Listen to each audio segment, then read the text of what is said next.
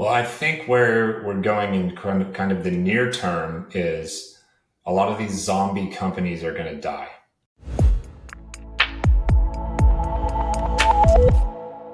Welcome back to the Revenue Reimagined podcast. We are here with Scott Leese, who is the founder of Scott Leese Consulting, very creative name, similar to my company, the Surf and Sales Summit, which is amazing. I'm sure we'll talk about that a little bit, and GTM United. Scott is also a 6-time sales leader, 4-time founder, 3-time best-selling author, and odds are probably your mentor's mentor. Scott, welcome to the show, man. Thanks for having me, guys. I don't know if I've told you this yet or not, but I love the name of the show. I think it is very, very creative, good alliteration, and I think it's great. So happy to be here. I'm going to cut Dale off because Dale normally goes next, but more creative than Scott Leese Consulting and Adam J Consulting. Yeah, it's a lot more creative than that. A lot more creative. The problem, though, is that now you have to get Revenue Reimagined branded, whereas Adam J and Scott Leese Consulting are already branded. Right. So that was actually my logic for why I didn't create some name for my consulting company, was nobody would know what the fuck it is, whereas people know my name a little bit.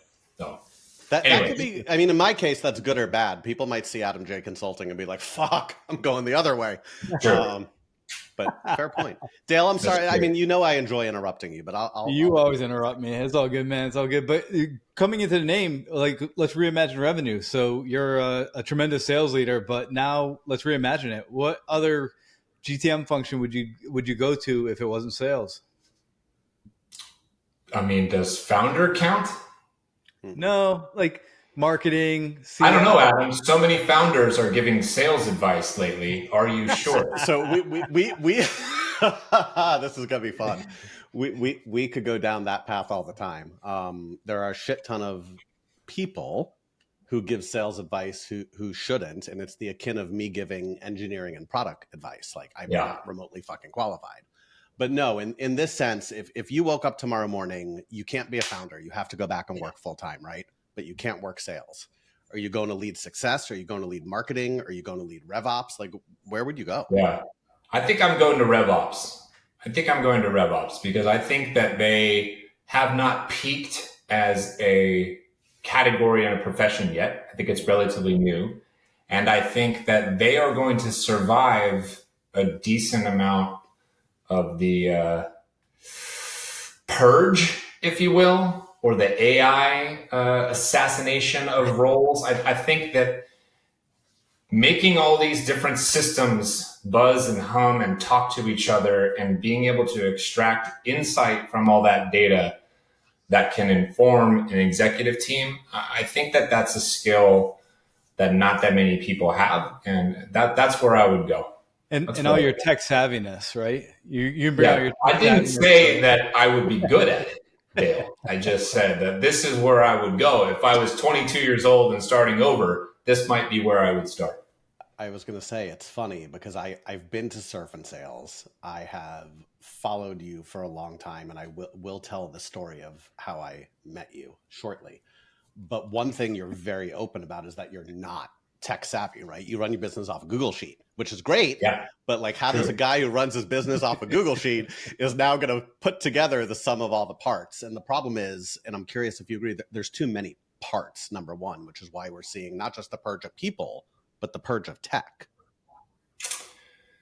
Yeah, I think there's too many parts. It got all sort of siloed. I think we more or less just discarded the human spirit out of the sales process for the sake of increased productivity. That's what we did. And did we get more productive? Like, I think we did for a minute, but then productivity just became like noisy, and we bombarded everybody, and then everybody tuned out. And now I don't think that we're more productive. So for a minute, maybe we did. I'm going to push back though. I think we became busy. We became really fucking busy, right? And there's a big difference between being busy and being productive. And yeah, but there was a moment in time where like the new technology took you from making, I don't know, 50 calls a day to 250, and people were still picking up the phone. There was a moment in time where that worked. And there was a moment in time where rather than sending a few emails a day, we could, mass blast out sequences and people still replied. So I'm talking about those moments in time. Fair enough. But then I don't think it's made us more productive. No. So there's overlap in the tech all over the place now, right? I mean, it's like if you look at I think you're talking about engagement tools in particular.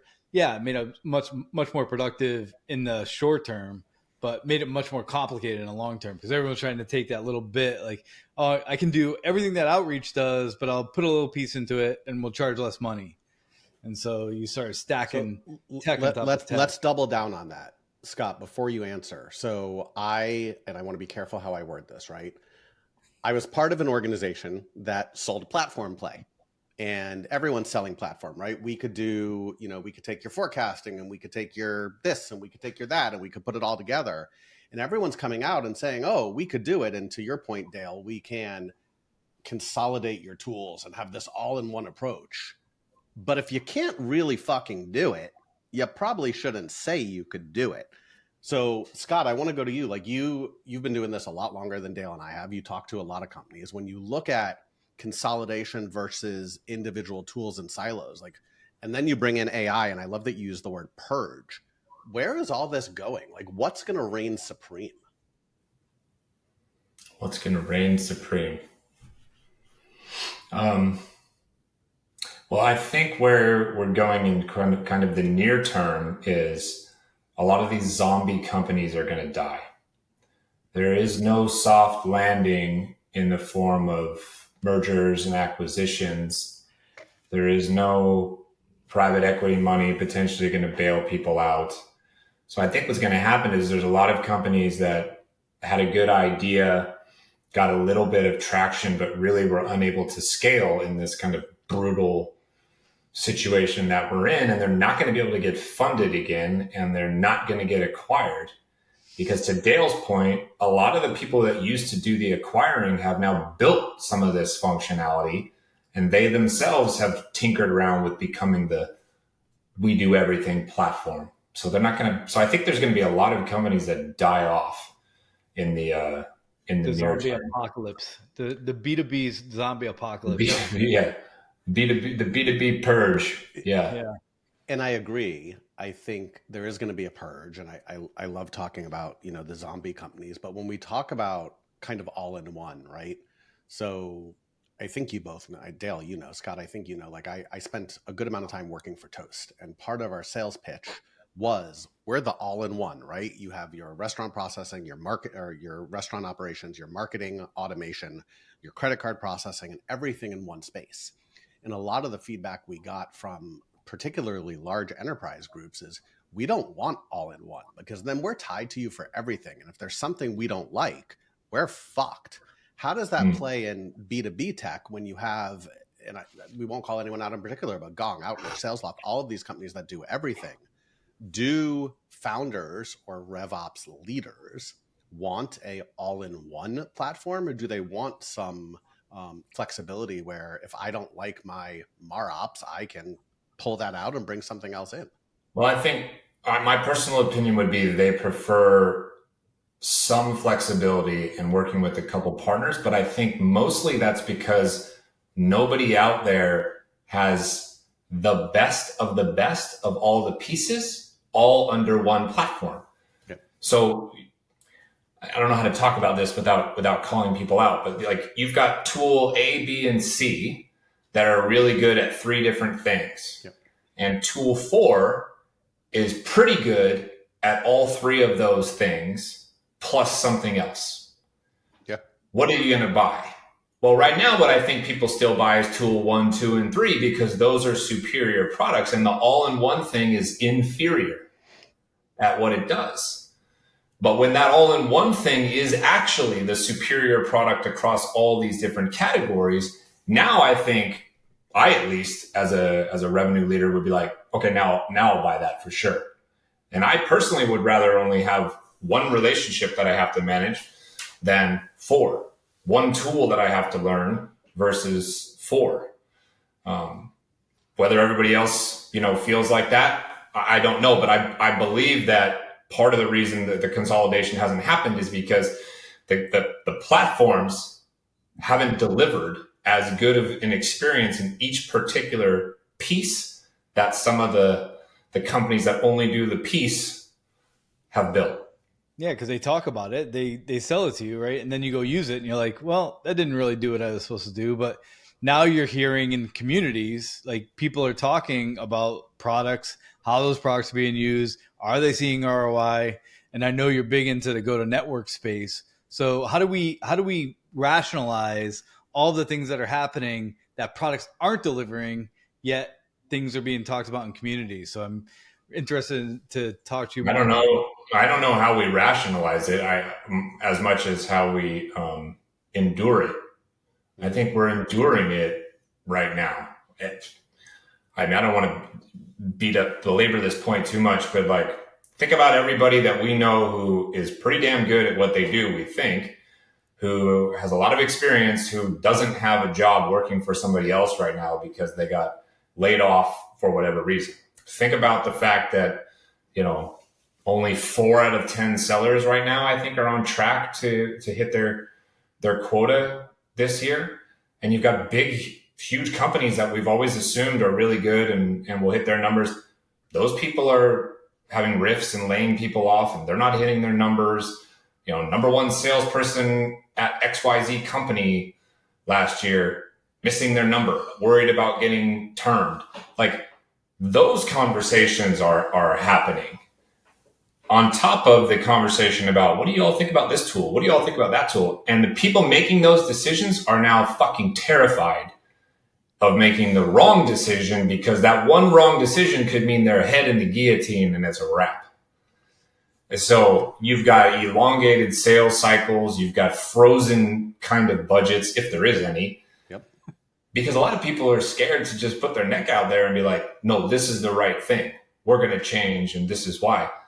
And I think that, we're all seeing the results of that right now, which is just a painful moment in time. So let's talk about that a little. So everything you said, I agree with wholeheartedly. I am sitting here doing what I do because of what's going on in the economy, partly, and then part of it is I just got tired of the politics of working for one particular, organization, and I wanted to help many. But literally before we started recording, I got a message from someone who is a top performer at their company, who says their comp is being fucked with and they're tired of being screwed around, and they're probably going to get laid off because their company doesn't want to pay them for the deal they just closed. And what should they do? I want to transition into what you're trying to build and talk a little bit about GTMU and go to network, and how that can not only help sales professionals who are getting screwed over, but also ultimately help the companies on the other side too. Because I do believe it's beneficial to both versus the insanity that we're going through now. Yeah. Well, the idea and the thesis behind it is that our traditional methods do not work as well as they used to, meaning telephone, email, even social and LinkedIn DMs and that type of thing. I mean, that's I belief. Get hit up for a franchise 10 times a day. Yeah, exactly. I've still yet to buy one. It's my belief. There's lots of data to support it. Yeah. There's a lot of people based on their personal experiences that might not believe it right now, but I'm talking about a collective whole. I don't believe you can make a sound argument to tell me that people communicate on the phone as much as they did 5-10 years ago, nor over email as much 5-10 years ago, and there's data to support it. So I've been trying to imagine, in the future, how are we going to open opportunities?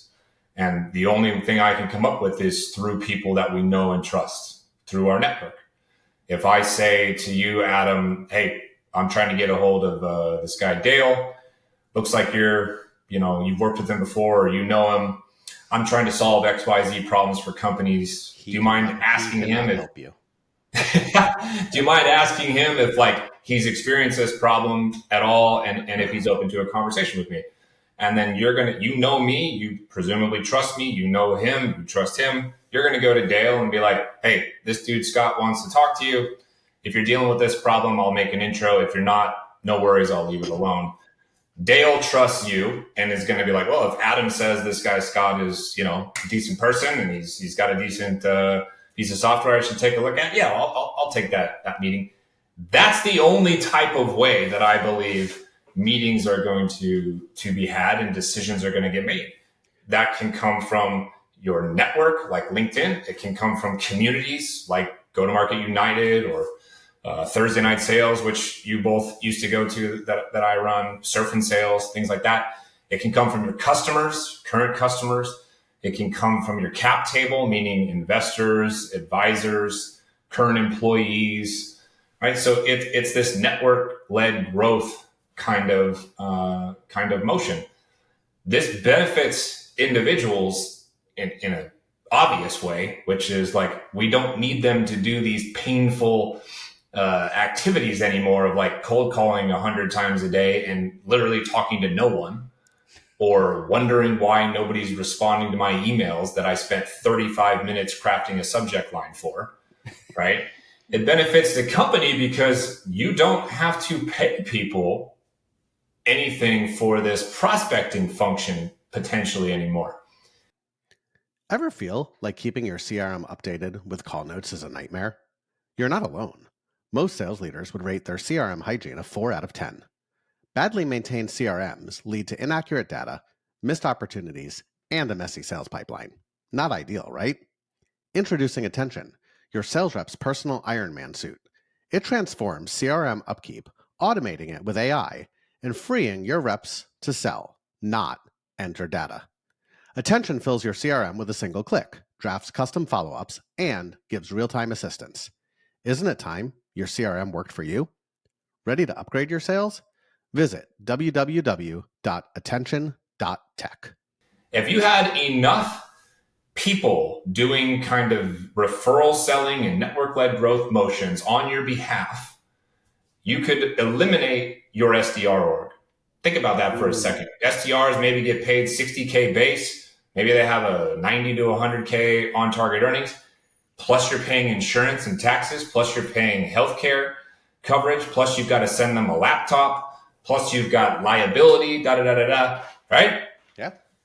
Now you eliminate all those expenses, or maybe half of them. You eliminate some of them. And now you're just paying people based on actual closed revenue. In a way, it's like back to the old school commission only style bonus. So, but if you dial me with local presence, I'm going to answer my phone, right? Yeah, Sorry, those days are long gone, man. But if I can generate $1 million in business for somebody, okay, and they pay me, I don't know, 10% on that costs the company, it costs $100,000. They didn't have to manage me. They didn't have to give me a computer, like I said. They don't have to deal with my insurance stuff, my medical, nothing. They don't have to deal with me at all, other than just like what they want to deal with, which is opportunities showing up. So you're a saying full-time employee costs much more than the $100,000 that they would pay out. So economically, so what you're saying is that this is going to kill the SDR role, like not AI, but this will kill the SDR role. It should kill the SDR role, yeah. But think about this, and Scott, you and I have spoken about this also. I think it's good for another purpose as well. And I'll use your example, I reach out to Dale on your behalf, and Dale tells me, not interested, like not a problem. Now, like, yes, ideally I make that introduction, you get a sale, but now from one trusted source to another, the company knows, take Dale out of your damn pipeline, stop having the SDR reach out to Dale 27 times over the next 14 weeks, and go focus on someone that has a damn chance of closing. Yeah, it's data hygiene. You've performed a data hygiene function in some way. You also might run into, I've been running into people who say, hey, can you, it looks like you have a relationship with this guy, Adam, over at such and such company. And I'm like, Adam doesn't work there anymore. Right. Well, how'd you get your data? Your data is shit. Right. Oh, there's ancillary benefits, there as well. Right. The AI piece, like, I am not one of these people that is unafraid of AI. I am on the opposite side, and And if I had to bet, I think that AI will replace far more jobs than we think. Tell me more. Well, I think it's just going to change jobs, right? I mean, I heard John Barrows talk about this a little bit, and it's not like good or great reps are going to be like even better because they're going to be more productive. Back to the productive conversation. In the near term, but average reps are going to be gone. Like they're not going to be around. Like kind of like the SDR. Hold on. Yeah, but I think I want to hear, Scott, you said it's going to take more jobs than we think. Yeah. Tell me more. Well, how long do you think until an AI entity can be as good of a account executive as somebody who's really good right now? The power of generative AI right now, at its current rate, is doubling every 12 months. Okay? That means 7 years from now, AI will be 128 times more capable than it is right now. Now, you look me in the eye, Dale, and my good friend John Barrows. You look me in the eye and tell me a 128 times more powerful AI entity will not be able to sell better than a current top producing account executive. I personally do not believe that that will be the case. And by the way, that's if the speed of its ability to double down on its capacity does not accelerate in the next 7 years, which of course it will. So how does the profession of sales evolve? And it's a great question. I don't know. It's a great question that I do not know the answer to. I do not know the answer to it. It is entirely capable that we might not exist in the way that we do right now. We might only. I totally align with you. Like what you're saying makes complete sense. Like you listen to Air.ai, that whole Tesla call. I don't know if you've heard that one. I thought the call sucked. Am I the only one who thinks that call sucked? Well, I didn't listen to it, but even if it does suck, you have to imagine one that's going to be 128 times better. Right. And it was close enough. Like the guy thought he was talking to a human. It was close enough. He got him through the process of why he was having a challenge. So like it's better than some of the cold calling or some of the people I hear on the phone today babbling through scripts that they have no idea what they're talking about. So I totally agree with you, Scott. Well, that's because you have, and Scott will agree with me, that's because you have founders who are insistent that every word be scripted, and there's no variation, and we have to go down a checklist. Well, but anyway you slice it, like, okay, that AI call was trash, but there's trash sales calls that are happening every single day. Yes, sir. Regardless of scripting, regardless of what company, we all have listened to them and coached and tried to provide feedback around it. Yep. I just refuse to believe that in a few years, the capability of that will not be superior than almost every current salesperson that is out there right now. So what does our profession look like? I don't know. I don't know what revenues being reimagined. Shameless plug. Yeah. I mean, sales have has been getting cut out for a while now. Like they don't talk to salespeople anymore. Going back to the go to network space. Right. Like it's already happening. So like if you don't think AI is going to accelerate that, you're crazy. That's everywhere. I mean, I was car shopping this weekend. I bought a new car this weekend, and the only time we spoke to the sales guy was literally to walk in and sign the paperwork. Like, great, there you go. And that's today. And that was too much sales guy for me personally. Yeah. Now imagine 2, 3, 5, 7 years from now. Yeah. You're going to walk in. You're going to have an AI bot where you sign on the tablet. It's going to spit your keys out, and off you go. Where will all the car salesmen be? I don't know. I don't think they'll be selling cars though. Not in the way that we think. Right? Think about air traffic controllers who are standing out there on the tarmac. You know how many mistakes get made every single day, or injuries that happen. Too many to talk about, or none of us are ever going to fly again. Or injuries that can happen out there. Or like also, who wants to stand out there in the freezing cold in Chicago or wherever? We're gonna have robots that are. Why wouldn't we? Yeah. Theoretically, why wouldn't we? Cheaper, safer, not a job that any person really like wants to do. Why wouldn't we replace it? So people don't like to talk about this because it gets like very dystopian and very quickly, and that scares people. And so people, when they're scared, their immediate response is to poke fun and make fun and call somebody crazy. Yep. Right. And then they try to combat it with like whatever they know and are very familiar with. So they dig in on that. And that's fine. I'm prepared to be proven wrong. But I believe what I believe the same way that other people believe. I'm not really out here trying to convince you otherwise. But you asked me that question, like, what's AI going to do and where's the profession going? I don't know. And I don't know that we will be needed in the same way that we have been needed historically. What will that do to businesses? I don't know. But I don't think that somebody's going to need 200 salespeople anymore. And I don't think companies are going to exist with 10, 15, 20,000 people. I think there will be lots more individual solopreneur, small entity partnership style businesses where it takes a couple people to kind of have an idea, create the product, and then you can fucking automate damn near everything else happening and get by just fine. That's what I kind of think we may start to see. Coming to a theater near you, Scott Leese. Yeah. But it's important, literally right? coming to a theater near you, because like damn near every movie has to do with like the end of the world. So, but listen, we have to be real about it, because if we bury our heads in the sand and say, oh no, we're all fine, AI is never going to take our job, like, then you're fucked one day when you wake up and you haven't planned it all and you have no backup income, you haven't saved because you go gamble or do whatever it is you do, and then you're really screwed. Yeah. Well, every day we see probably different ends of the spectrum. Yeah. We see different ends of the spectrum every day in the content that we consume. Yeah. I saw two things this morning when I woke up that was like literally saying AI is not going to take your job. And then I saw another piece of content that was like AI was going to take every single job that's out there.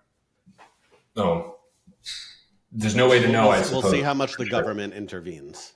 Yeah, no way to know for sure, but we should all be thinking about it and prepping and planning and trying to diversify our skill sets, our income streams, and our careers, because we don't know what's going to happen, and it feels really spooky.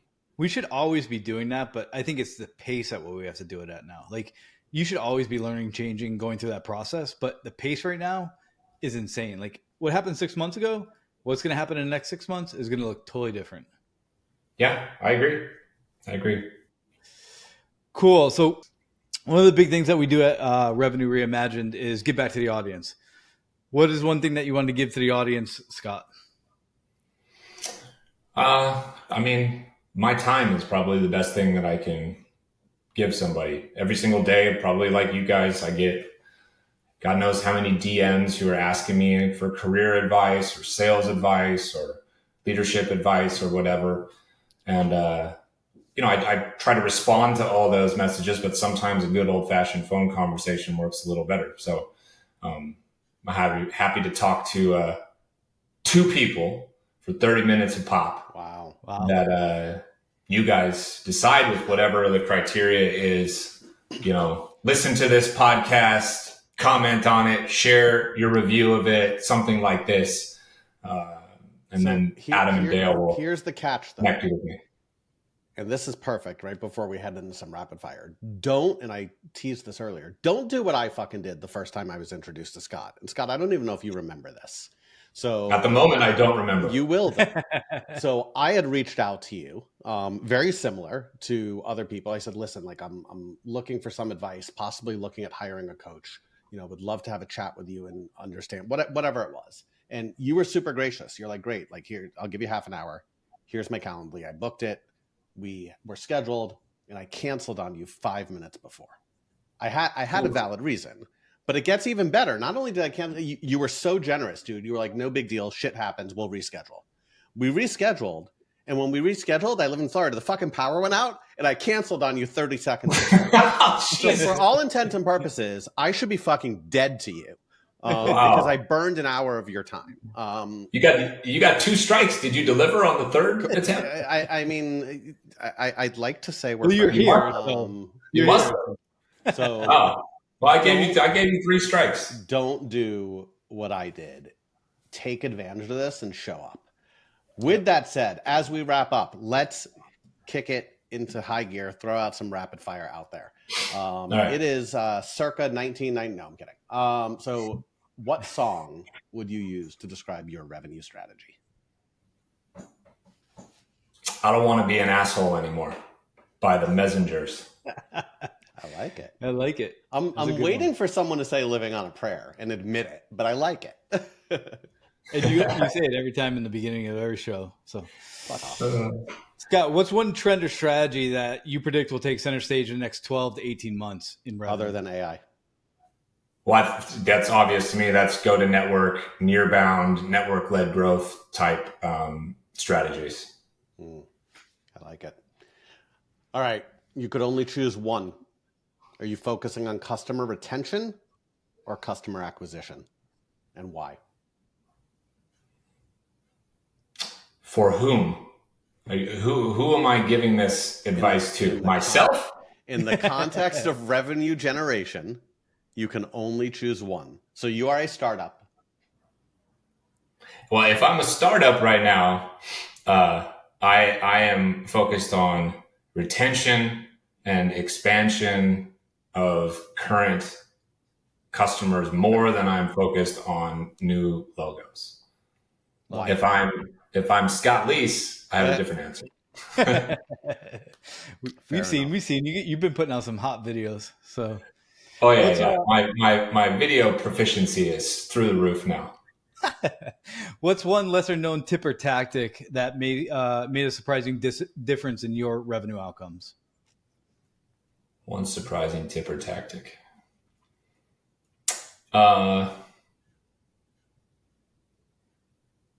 Well, I don't know if it's surprising or not, but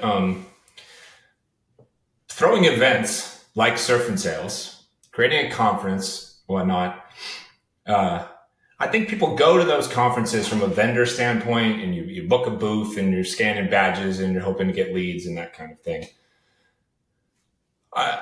I'm sure big timers like Salesforce, they're also hoping that people purchase Salesforce, of course. Yeah. But other conferences like SaaStr or whatever, like there's no fucking product. Like they're only making money from the conference, as far as I know. So I threw Surf and Sales conferences for the last few years. And what happened is people who come to Surf and Sales join communities. And some of those communities are paid. And then they get advice and they build relationship. And then some of them pay for coaching. And then some of them get hired at startups and want me to go help consult for those startups. So the surprising part, I guess, is like the interconnectivity of all the different things one does and the different businesses and how they can all be kind of lead magnets and funnels for each other. I love that. And I would encourage people to think about that a little bit as they're building different businesses. It's very different than like, oh, I own a bunch of vending machines and I make money off vending machines. That doesn't connect to startup consulting. But the way that I've constructed my different businesses, they all kind of can flow and touch one another. Love that. Very cool. As someone who's been to Surf and Sales, for everyone listening, if you haven't been, you want to go. I actually learned to surf, which I did not think was possible because I have no fucking coordination whatsoever. Well, if Adam can surf, right? If I could surf, anyone could fucking learn to surf. Fact of life. Scott, thank you so much for being here, man. Where can people find you? Where can people follow you? Go ahead and have some shameless plugs. Yeah, easiest thing is just follow me on LinkedIn. DM me on LinkedIn if I can be helpful. Check out my profile. I've got everything I'm up to there, from consulting to Surf and Sales to GTM United. And we'd love to hear from you, and appreciate you guys giving me the opportunity to be one of the early guests on your new show. Thanks for being here, man. And if anyone wants to text Scott, his number. No, I'm kidding. You didn't ask the last question. Is it because you're running out of time? Yeah, we're at it. We're out of time. Okay. What's the last? Now I want to know what the last question We're is. going to ask the last question. Earlier in the show, you said that you would move into RevOps. It's tomorrow morning. What's the very first thing that you're doing as a VP of RevOps?